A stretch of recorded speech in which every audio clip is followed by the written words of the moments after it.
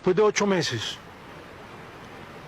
de tener un contacto muy cercano, descubrir que los verdaderos tentáculos estaban en la sociedad y en el nivel político más alto del país, y no en las selvas del Caquetá y el Putumayo. Descubrir que las decisiones más fuertes de ese grupo estaban acá cercanas al centro del poder y no en las selvas. ¿Por qué dice eso, coronel? ¿Cómo es? Porque las acciones políticas y las decisiones trascendentales en ese grupo no dependen de los hombres que están en la selva, sino de un secretariado especial de políticos, de jerarcas de la iglesia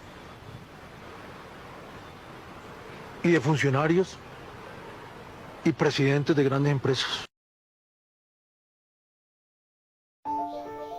Su señoría, él insistió también en Alirio Uribe, insistió muchísimo en Piedad Córdoba. Decía que haber secuestrado a Piedad y liberado nuevamente era un error grave que hayamos cometido en la autodefensa, que Piedad había que asesinarla, que había que actuar militarmente contra ella. Seguía manteniendo la información de las carpetas que seguía entregando. Llegaban reportes como eso,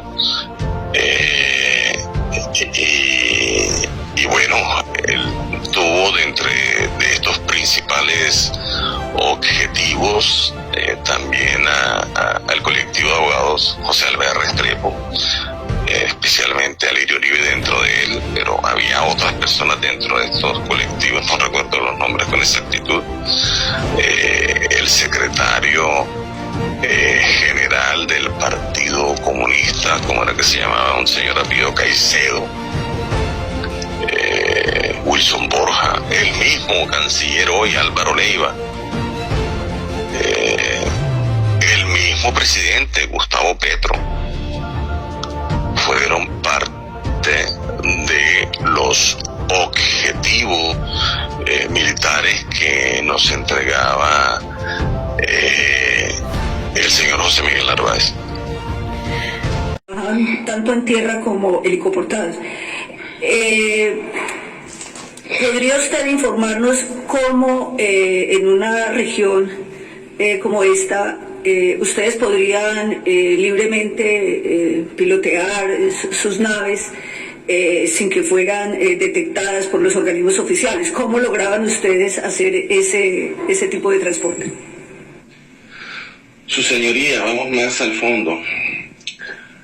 A mí, quienes me enseñaron a pilotear fueron pilotos instruidos por la policía, el ejército, la Fuerza Aérea de Colombia. Fueron instructores míos, pilotos que hacían parte de esas fuerzas militares. Ellos trabajaban 15 días en sus operaciones en las fuerzas del Estado, y los 15 días de permiso que le daban, porque le daban 15 días, normalmente venían a trabajar 10 días con nosotros. Entre ellos estaba la República, sabía que teníamos helicóptero, por supuesto.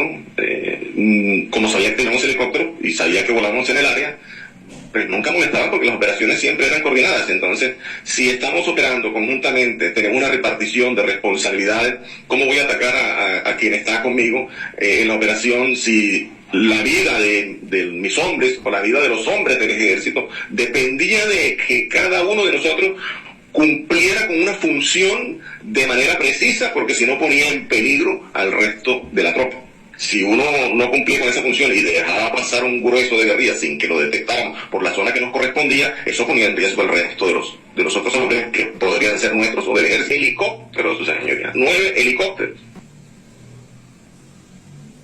Bueno, quisiera que nos hiciera una mayor precisión, porque sabemos que en Colombia existe un control oficial del espacio aéreo, y usted en la planeación mencionó algunas brigadas y algunas unidades militares en tierra. Yo quisiera saber entonces cuál era la participación de la Fuerza Aérea en la planeación para que se pudiera tener lugar esta operación en concreto y otras que, como usted dice, se hicieron alusión en el testimonio o la declaración que se hizo a través del video por las víctimas. Su señoría, con gusto. A ver, uno, no reportaban ellos a la fuerza pública, y dos, si reportaban, automáticamente llamaban a averiguar, y uno se pasaba una frecuencia interna y se identificaba que era un helicóptero que iba pilotado por algún miembro de la fuerza pública.